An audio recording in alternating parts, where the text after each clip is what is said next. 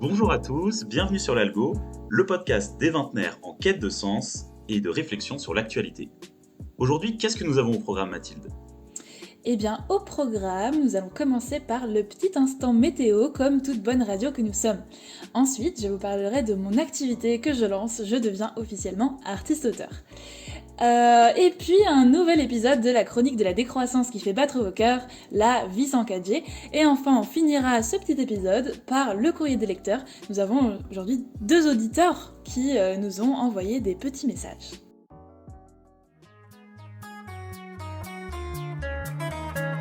Autrefois quand j'étais marmot, j'avais la phobie des gros mots. Et si je pensais merde tout bas, je ne le disais pas. Mais aujourd'hui que mon gagne-pain, c'est parler comme un turlupin. Je ne pense plus merde par vie, mais je le dis, mais je le dis, mais je le dis. Et on commence tout de suite avec l'instant météo. Raph, c'est à toi. Oui, aujourd'hui, quelle météo en France? Mathilde, toi tu sais sûrement pas de quoi on parle, mais aujourd'hui, et donc il y a 7 jours pour vous qui écoutez cet épisode, il s'est passé un truc un petit peu spécial. Je suis sorti de mon lit et j'ai vu le ciel qui était rouge. Mais rouge, un petit peu comme dans les films de science-fiction, comme dans Star Wars. Et c'était un petit peu Ah inquiétant. Je ouais? me suis dit, qu'est-ce qui s'est passé? Il y a une bombe nucléaire qui est tombée. Il y a, ça y est, c'est là. Parce que dans les jeux vidéo, je sais pas du tout si tu as cette référence, Mathilde, mais dans Call of Duty, quand il y a la bombe nucléaire qui tombe, après, quand tu continues à jouer, genre, c'est tout rouge et tout est détruit, etc. Et c'est cette même couleur qu'il y avait là ce matin quand je me suis réveillé. Et est-ce que tu peux, toi, essayer de deviner ce que c'est? Parce que je vous rappelle que Mathilde est aux Pays-Bas et n'a pas du tout eu aujourd'hui la même chose que nous. Donc il y a 7 jours toujours hein, pour ceux qui nous écoutent.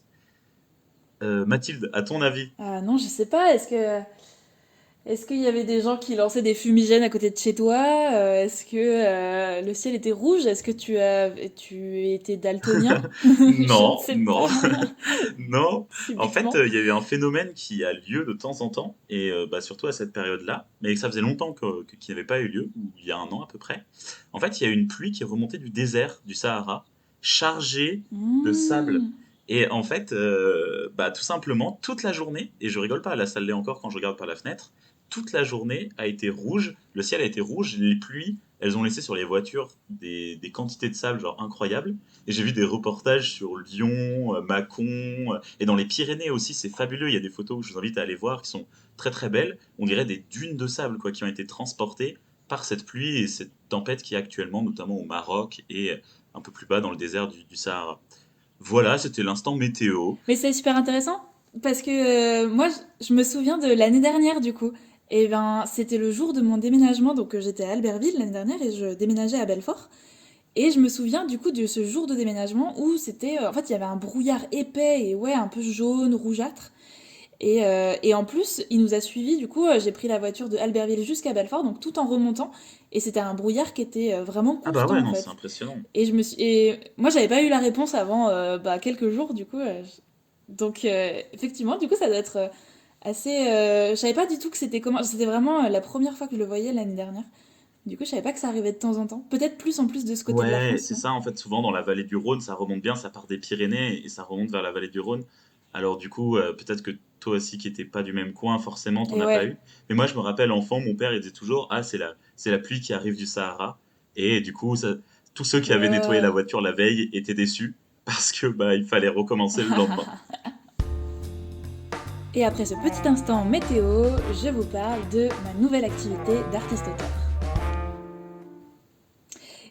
Et du coup, je voulais vous parler du fait que je deviens officiellement artiste-auteur.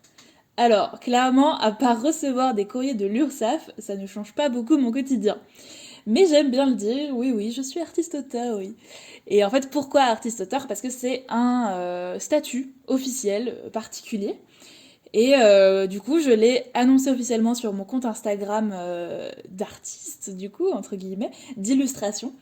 Et je me suis dit que nos chers auditeurs de l'Algo devraient le savoir aussi. Donc voilà, je lance une activité en fait en parallèle. Donc je suis toujours étudiante ingénieure, mais je lance une activité en parallèle d'illustration. Et voilà, donc pour l'instant, c'est surtout animer mon compte Instagram et me constituer un petit portfolio, mais je réalise des illustrations pour les particuliers. Voilà. D'accord. Mais alors, toi qui dessines depuis assez longtemps, bon, parce que j'ai quelques questions quand même, pourquoi tu t'es dit là ce matin, là tu t'es levé, tu t'es dit bah aujourd'hui je me déclare entrepreneuse, auto-entrepreneuse, enfin du coup pardon, artiste-auteur exactement pour citer les termes, et tu l'as pas fait, je sais pas, il y a 6 mois, ou pourquoi tu le feras pas, enfin pourquoi ne pas l'avoir fait dans 2 ans ou un an auparavant en fait? Pourquoi aujourd'hui? Et ben déjà, en fait, il faut savoir que le statut d'artiste-auteur, c'est comme un statut de micro-entrepreneur, c'est vraiment très très similaire. Donc c'est juste que mon activité rentrait pas D'accord. trop dans le statut micro-entrepreneur. Mais alors en fait, c'est assez cocasse, c'est que donc j'ai des copains de ma promo à l'UTBM qui m'ont proposé de faire une œuvre, entre guillemets, de l'imprimer en 4 mètres par 4 mètres pour pimper un mur de la maison des Et étudiants oui. de l'UTBM. Donc je pense que tu l'as vu, parce que je l'ai partagé pas mal. Mhm. Tu l'as même peut-être vu en vrai, parce que moi je ne l'ai pas vu en vrai. Et oui, je l'ai vu en vrai, Mathilde. Aïe aïe, Est-ce et que tu ben. crois? Donc voilà. Et en fait, ils sont venus vers moi en qualité d'artiste, et du coup, pour me rémunérer, pour que l'UTBM me rémunère, eh bien, j'avais besoin d'éditer une vraie facture. Et en fait, jusque-là, D'accord. je faisais un peu des activités comme ça, en fait, pour des particuliers, enfin, surtout pour des amis, de la famille, etc.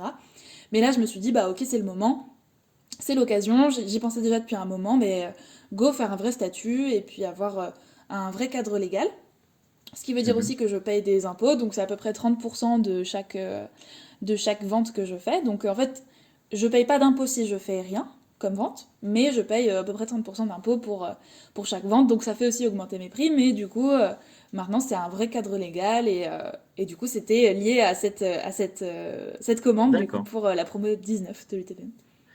D'accord. Et tant qu'on parle d'argent, alors, tu parlais d'impôts, mais qu'est-ce que c'est? Combien il faut débourser pour pouvoir se payer un dessin par Mathilde Jadot? Qu'est-ce que c'est? Qu'est-ce que c'est tes offres?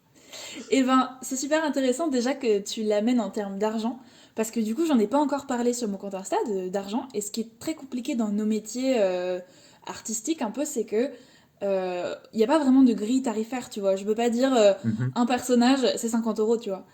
Du coup, ça dépend vraiment du client, ça dépend vraiment de la personne, de ses envies et tout. En gros, moi, je propose trois trucs. Le premier truc, c'est je dessine une photo. Donc, en gros, les gens, ils arrivent avec une photo qu'ils ont envie de voir et du coup, je la dessine. Mon deuxième truc, c'est un petit personnage, un petit avatar, tu vois.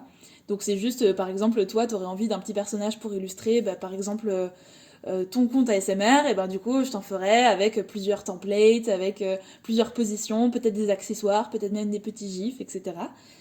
Et le dernier truc, c'est Polaroid. En gros, c'est j'illustre un souvenir.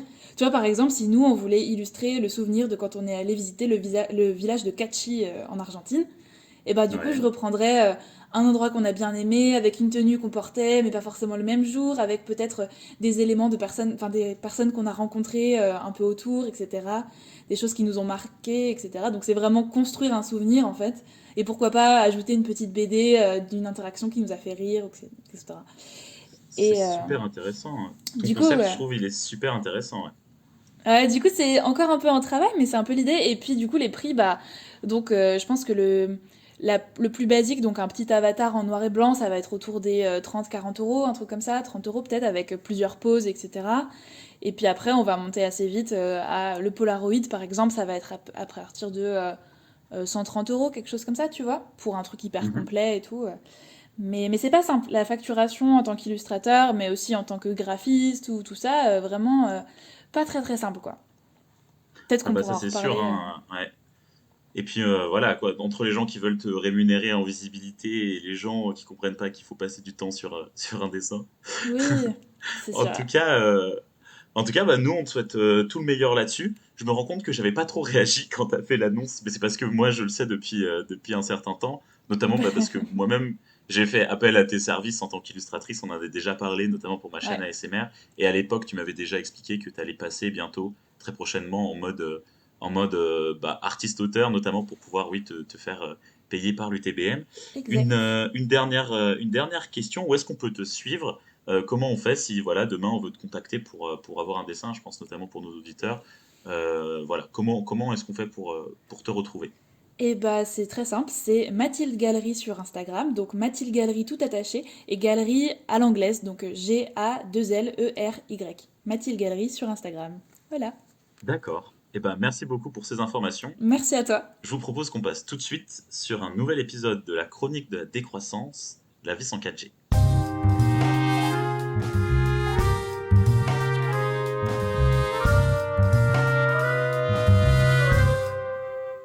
tout à l'heure, je rentrais du boulot, j'étais tout content parce que je venais faire mes 8 heures de shift, mes 8 heures de travail, etc. Donc c'est bien, Raphaël, tu gagnes plein d'argent, c'est bien, tu as mené une belle carrière. Et je me suis dit, oh là là, ma voiture, c'est une C1, quoi, elle est mal isolée, oh là là, elle en voit pas beaucoup, en plus elle roule à l'essence, t'as vu le prix de l'essence. Non mais dis donc, mon pauvre Michel, genre j'ai l'air de quoi là-dedans, je suis super grand, la voiture est petite, enfin bref. Il y avait rien qui allait sur cette voiture.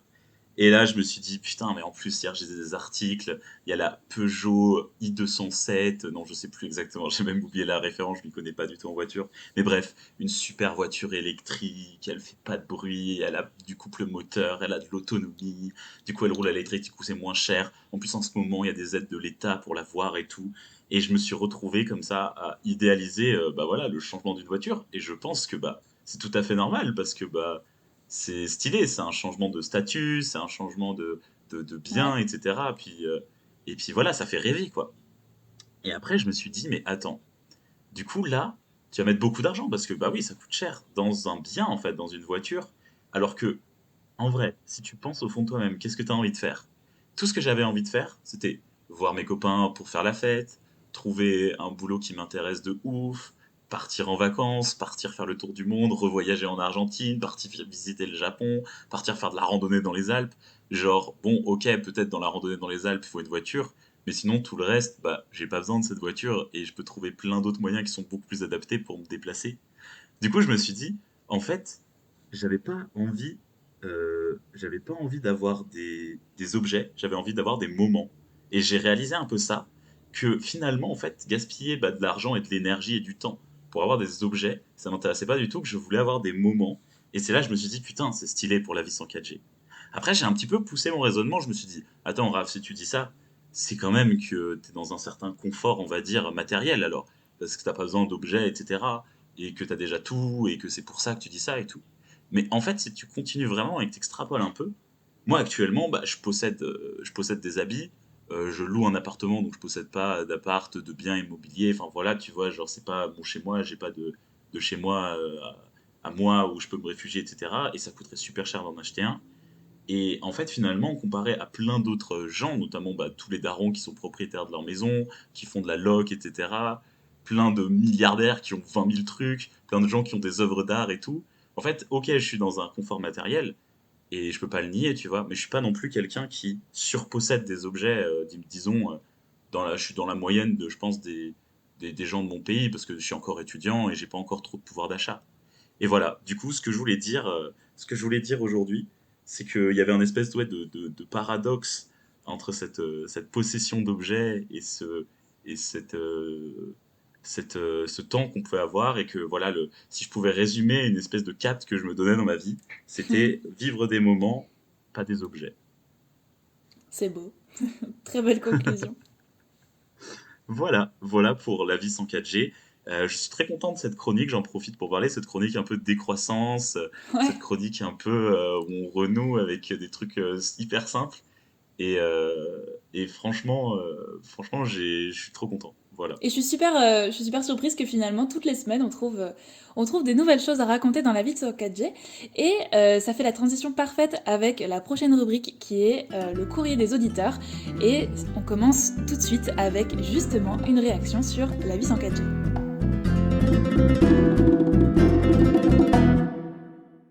Et c'est Elodie qui nous a envoyé une réaction à notre chronique La vie sans 4G. Et Raph, je vais te la lire. Quand je suis allée faire mon entretien de stage en Suisse, je savais que la Suisse n'était pas comprise dans mon forfait 4G. Du coup, j'avais chargé les cartes sur Google Maps à l'avance pour être sûre d'être OK là-bas, de pas avoir à utiliser ma 4G. Sauf que, en Suisse, c'est bien connu, il y a plein de tunnels.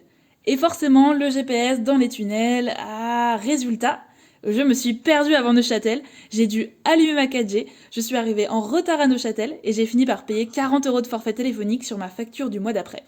Comme quoi, la 4G, c'est quand même assez fou et ça rend bien service. Mais c'est vrai que ça m'a permis de mettre pas mal de choses en question dans ce genre d'expérience. Et j'ai toujours une carte Michelin dans ma voiture au cas où. Voilà, du coup, c'était Ouais, c'est super la petite rigolo. expérience d'Elodie pour la chronique La vie sans 4G. Merci d'avoir envoyé un petit message. C'est toujours trop chouette de vous voir réagir. N'hésitez pas à nous envoyer des messages écrits ou vocaux pour réagir à nos différentes chroniques. Et puis, Raph, il me semble que toi aussi, tu as un autre courrier des lecteurs, des auditeurs, pardon. Et oui, il y a un autre courrier qu'on a ouvert aujourd'hui, c'était celui donc d'Alexandre, qui est lui aussi en Suisse pour le coup, c'est quand même incroyable. Donc c'est courrier des auditeurs, nous avons que des auditeurs en Suisse, qu'est-ce qui se passe? Ouais. Et Alexandre, donc il a écouté un de nos épisodes où on parle de Élise, je ne sais pas si vous vous souvenez, l'application qui permet de connaître un petit peu bah, son parti politique, ou du moins les idées avec lesquelles on est d'accord, et de manière assez objective.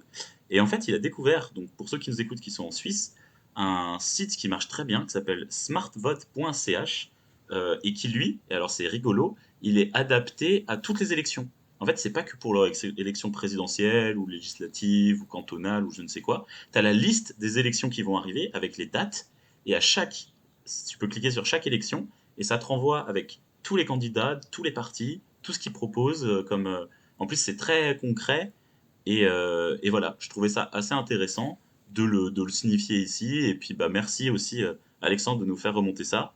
De manière générale, on vous invite à nous partager des petits trucs comme ça, des petites idées. Ça peut carrément même devenir des vrais sujets. C'est pas obligé d'être un courrier des auditeurs. Et puis, si vous voulez passer dans le courrier des auditeurs, n'hésitez franchement pas. Nous, en plus, ça nous régale. Super, bah, je te remercie pour cette petit courrier.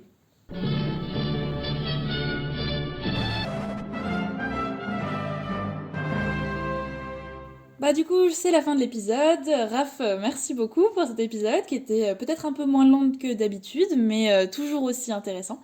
Et puis, on vous retrouve la semaine prochaine pour un nouvel épisode. En attendant, n'hésitez pas à mettez des petits commentaires, des petites étoiles, likez tout ça. Et surtout, venez discuter avec nous. N'hésitez pas à réagir. C'est vraiment ça qui nous donne la motivation pour continuer. Et c'est toujours chouette d'avoir vos retours. En attendant, on vous souhaite une très bonne semaine et puis à la semaine prochaine.